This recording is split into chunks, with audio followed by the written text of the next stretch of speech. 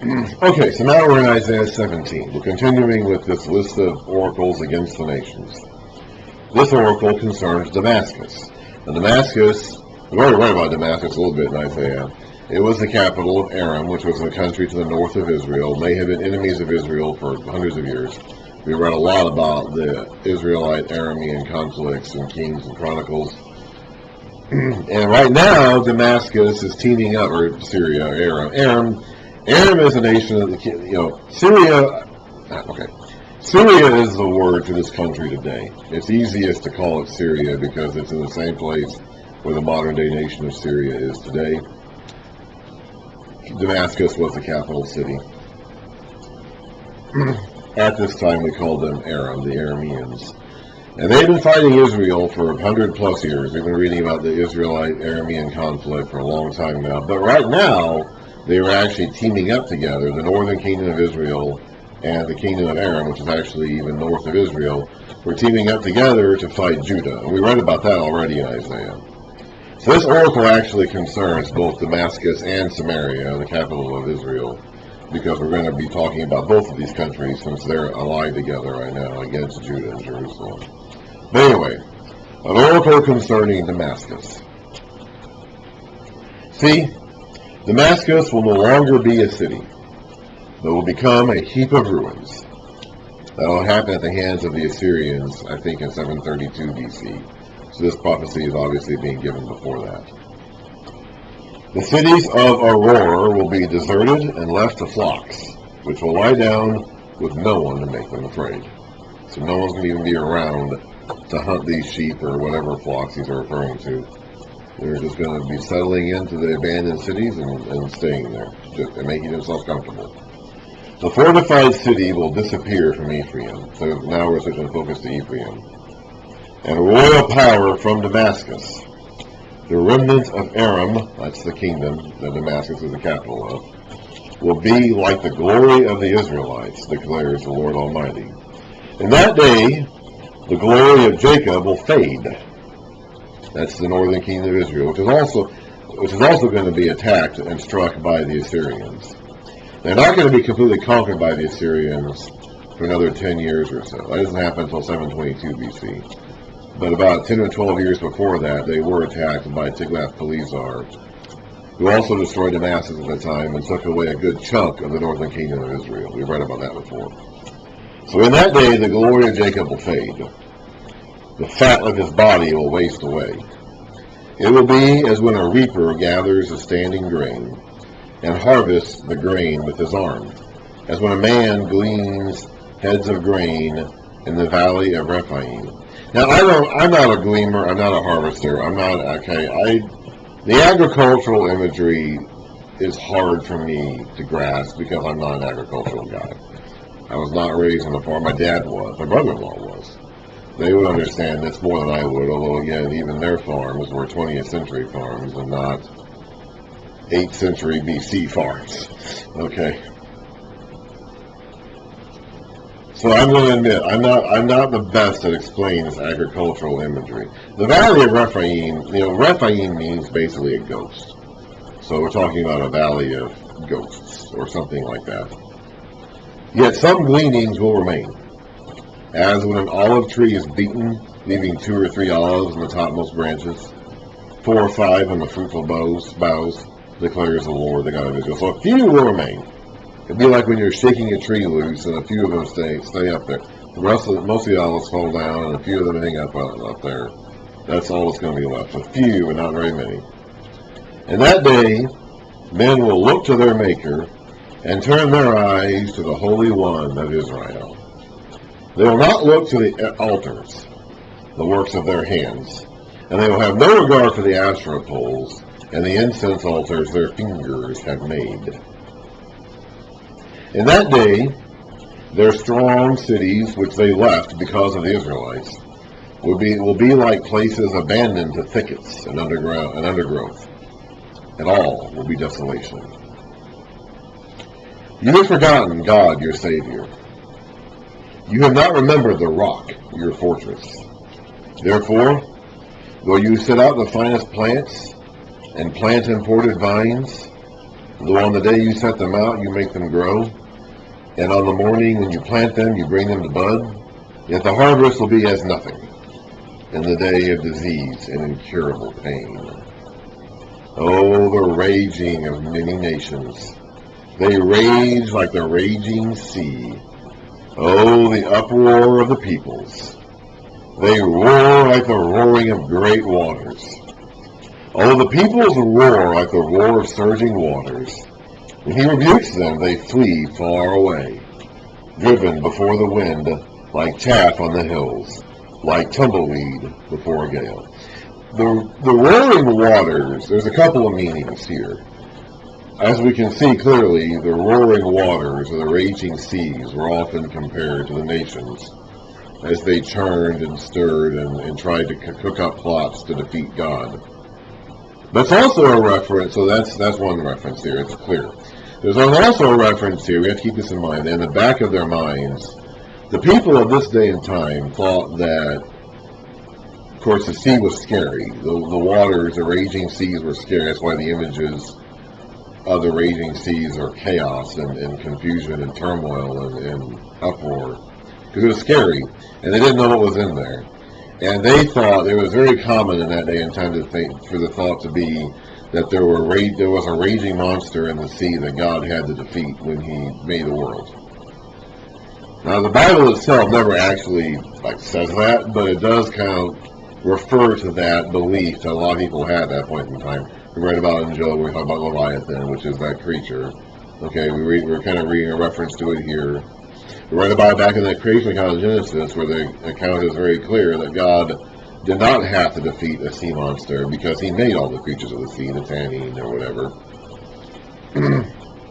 So that is also in back of this thought here, this idea that the raging sea produces monsters that God has to deal with.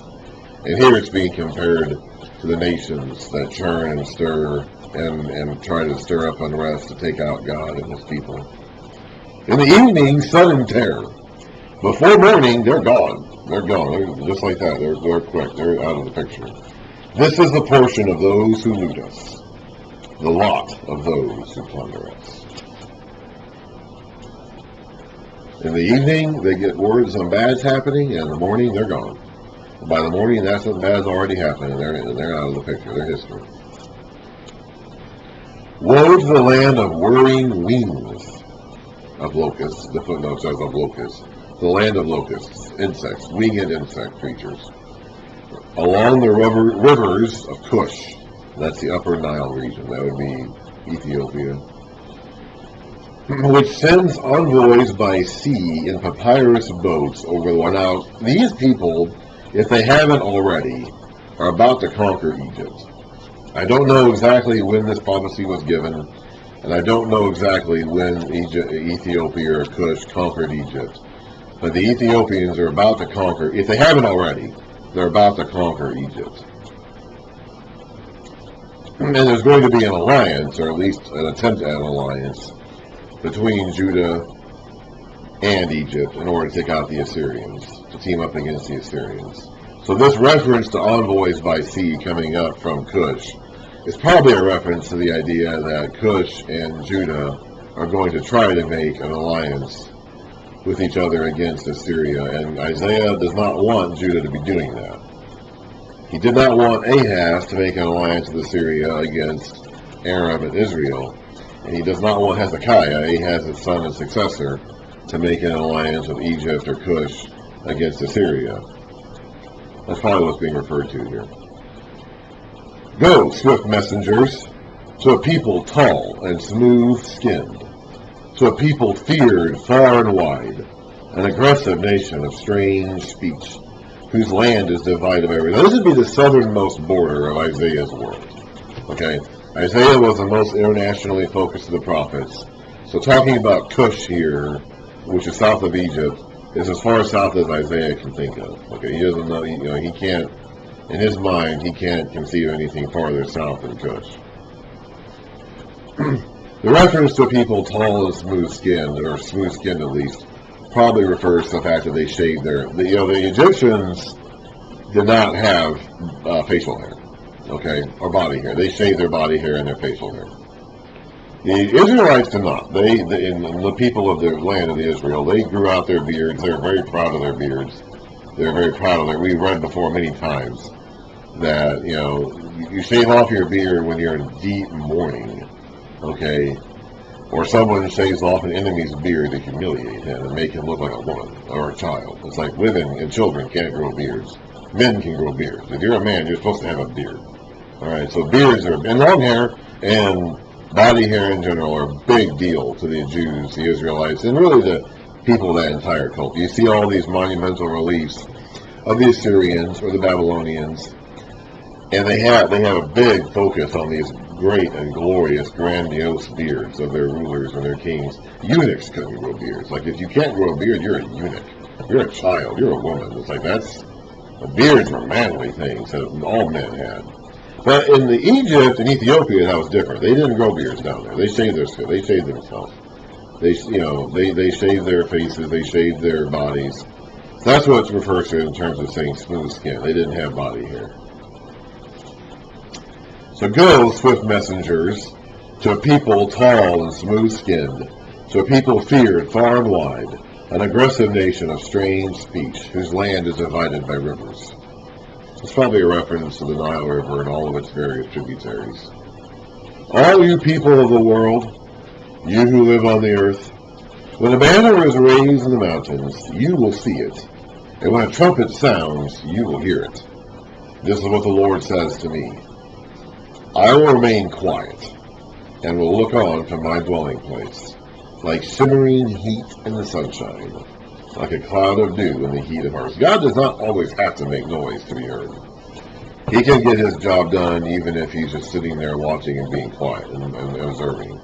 He doesn't have to make a loud noise and create a commotion to accomplish his mission or achieve his purposes. For before the harvest, when the blossom is gone, and the flower becomes a ripening grape, he will cut off the shoots with pruning knives, and cut down and take away the spreading branches.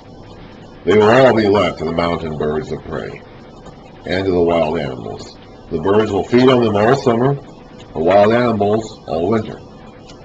At that time, gifts will be brought to the Lord Almighty, from a people tall and smooth-skinned, from a nation feared far and wide, an aggressive nation of strange speech, whose land is divided by rivers. The gifts will be brought to Mount Zion, the place of the name of the Lord Almighty. So these people are going to be judged. I don't know when or by how or by whom. I don't get that. But after their judgment, they're going to bring gifts to God. An oracle concerning Egypt. See, the Lord rides in a swift cloud and is coming to Egypt. The idols of Egypt tremble before him, and the hearts of the Egyptians melt within them. God has dealt with Egypt before. He dealt with Egypt, and then we didn't hear about Egypt for a good long while. All throughout the book of Judges, we barely heard it. We didn't hear a thing out of Egypt. From the time they left Egypt, in the days of Moses, we didn't hear about Egypt again until David found an Egyptian slave of an Amalekite wandering around as David and his men were looking for the Amalekites who attacked their village and took their wives and children captive. And as they were hunting these guys, they found an Egyptian slave of an Amalekite who was part of that raiding party. And that was our first reference to Egypt since the Exodus. And that was 400 years later. So for a period of time, Egypt was basically silent and not bothering Israel for whatever reason or another. So Egypt has dealt with God before. Or I should say God has dealt with Egypt before. Now he's going to do it again. The idols of Egypt tremble before him, and the hearts of the Egyptians melt within them. I will stir up Egyptian against Egyptian. Brother will fight against brother, neighbor against neighbor, city against city, kingdom against kingdom. The Egyptians will lose heart, and I will bring their plans to nothing. They will consult the idols and the spirits of the dead, the mediums and the spiritists. And again, as I read before, these are the things the Israelites were told not to do because the other nations of the world did them, and the Egyptians did them. Of course, Israel came out of Egypt, so they were very well familiar with those practices. The Egyptians are going to do those things again, and it's not going to help them. I will hand the Egyptians over to the power of a cruel master, and a fierce king will rule over them, declares the Lord Almighty. Well, this is probably a reference to Assyria attacking Egypt in the 600s BC. This would finally happen, I think, in the 660s BC sometime. That's probably what this is referring to. The waters of the river will dry up, and the riverbed will be parched and dry. I'm assuming this is the Nile. The canals will stink. The streams of Egypt will dwindle and dry up. The reeds and rushes will wither. Also the plants along the Nile, so there's the word Nile, at the mouth of the river. Every sown field along the Nile will become parched, will blow away, and be no more. The fishermen will groan and lament, all who cast hooks into the Nile. Those who throw nets in the water will pine away. Those who work with combed flax will despair. The weavers of fine linen will lose hope. The workers in cloth will be dejected, and all the wage earners will be sick at heart. So when something bad happens to the Nile, it affects every level of Egyptian society and every aspect of their economy. I don't think the Nile itself actually dried up, but something bad is going to happen to Egypt, which will cause this result. The officials of Zone, that's the capital city of Egypt at this time, are nothing but fools. The wise counselors of Pharaoh give senseless advice. How can you say to Pharaoh, I am one of the wise men, a disciple of the ancient kings? Where are your wise men now? Let them show you and make known what the Lord Almighty has planned against Egypt.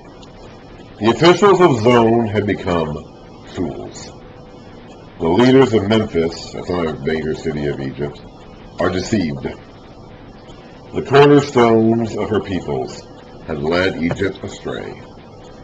The Lord has poured into them a spirit of dizziness.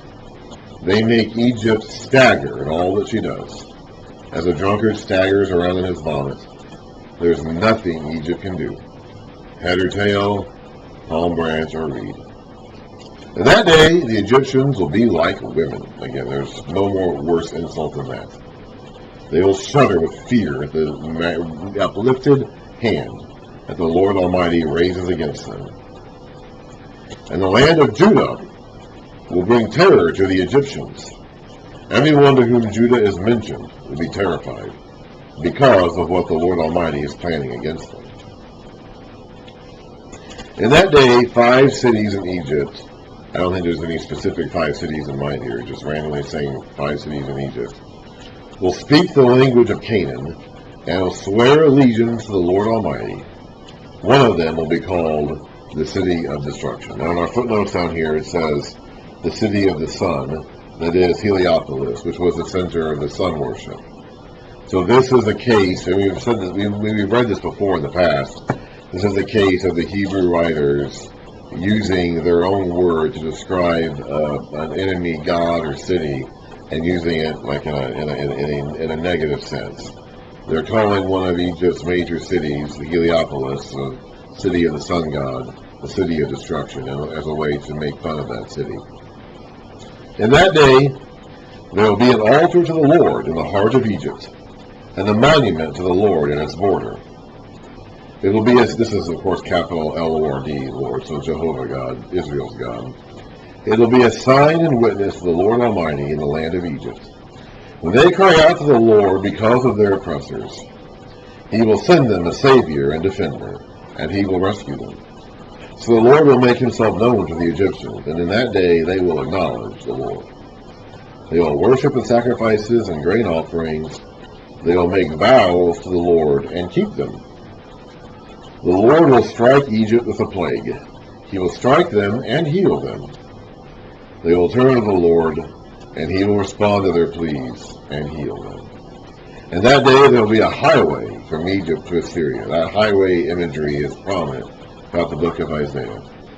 We're not talking about building actual physical highways or roadways. We're talking about making an easy access to get back to God. Clearing out all the obstructions, not physical obstructions, but clearing out all the things that get in the way of people coming into communion with God. The Assyrians will go to Egypt, and the Egyptians to Assyria. The Egyptians and Assyrians will worship together. In that day, Israel will be the third, along with Egypt and Assyria, a blessing on the earth. The Lord Almighty will bless them, saying, Blessed be Egypt, my people, Assyria, my handiwork, and Israel, my inheritance. There can be no more outlandish expression of God's purpose to save even the Gentiles than to say this. I don't believe this ever actually happened, literally, okay? I don't think an altar to the Lord ever went up in the heart of Egypt or a monument at its border. And I don't think the Assyrians and Egyptians ever came together in Israel and prayed. I don't think that ever happened literally and physically. But this is a reference to God's desire to save all the peoples of the earth, and not just the physical sons of Abraham. One more word to speak about Egypt and Cush. Remember, at this point in time, Egypt is actually under the authority of a Cushite pharaoh. So it makes sense to lump Egypt and Cush together because the Cushites are currently in control of Egypt. In the year that the supreme commander sent by Sargon, king of Assyria, Sargon ruled from 722 to 705 BC. So this was written sometime during that time, or shortly after. I don't know when this year was exactly he's talking about here. Sargon's years are 720, as we count them in our calendar, from 722 to 705 BC. So in the year the supreme commander, sent by Sargon, king of Assyria, came to Ashdod, that's one of the major Philistine cities, and attacked and captured it. At that time the Lord spoke through Isaiah, son of Amoz. He said to him, Take off the sackcloth from your body, and the sandals from your feet. And he did so, going around stripped and barefoot. So he was already wearing sackcloth, which is a sign of mourning. He's not wearing proper clothes to begin with. So he's told how to take that off and go around wearing nothing. Not even shoes of any kind. Just go around barefoot and naked the whole time.